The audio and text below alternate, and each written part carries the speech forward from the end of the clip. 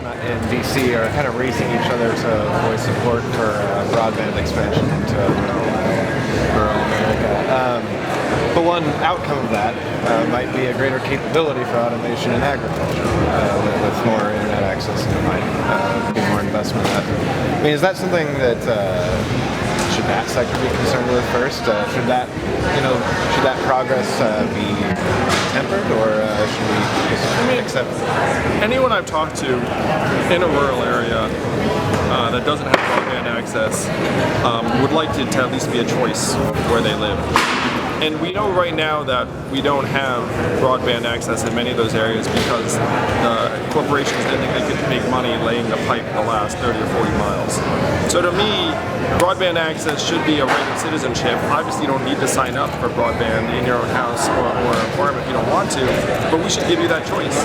And as president, I would commit to getting broadband out to 99.9% of Americans by the end of my first term, in part because I know it's really straightforward how to do it. You just go to the companies and say, what are we talking about in terms of the gap between profitability and you're making this investment, and then you help them get to a point where they can pay for it, and then the government gets paid back over time, because eventually those additional subscribers will end up being profitable. Well, thanks, man. Also, You could mention something about premature nationalization of the primary process. I think taking national goals into account, that dampens enthusiasm around from state to state.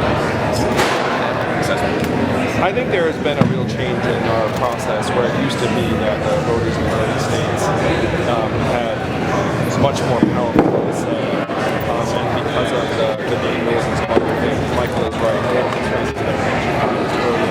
It's also been nationalized earlier because you have at least a couple of people who have high level resources that they're bringing into the race on their own accounts. So he's not wrong. He's right. Why has this changed? Why has it become overly nationalized, or more nationalized than 4 years ago? There are a number of factors. One is the DNC debate rule. Two is the nature of the media exposure. It used to be that maybe no one was paying attention, and then after the debate happened, then you can start focusing. Three is, as I said, there are at least a couple of self-funded companies that have all the resources. There are probably other reasons too, but those are the top ones. So you have quipped in the past that you are the younger version of Bernie Sanders.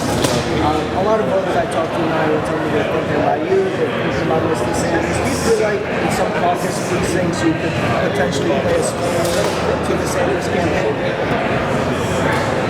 We're excited about the fact that we're growing here in Iowa, and that people are getting more and more excited about our vision for the country.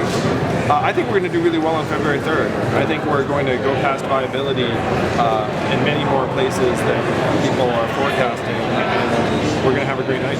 If you're not viable in the precinct, who would you want your supporters to realign with during second? Our plan is to be viable just about everywhere, so I'm not going to talk about what would happen if we don't hit our goals.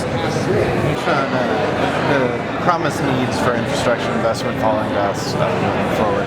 Here on the Mississippi, we saw a lot of flooding last year as well, not as heavy as on Missouri, but it's something that is top of mind for everyone here. What does the investment in river infrastructure look like in your administration? We have let our infrastructure become dangerously decrepit around the country, and we can't leave communities on your own to help become more resilient and adaptive in the face of climate change.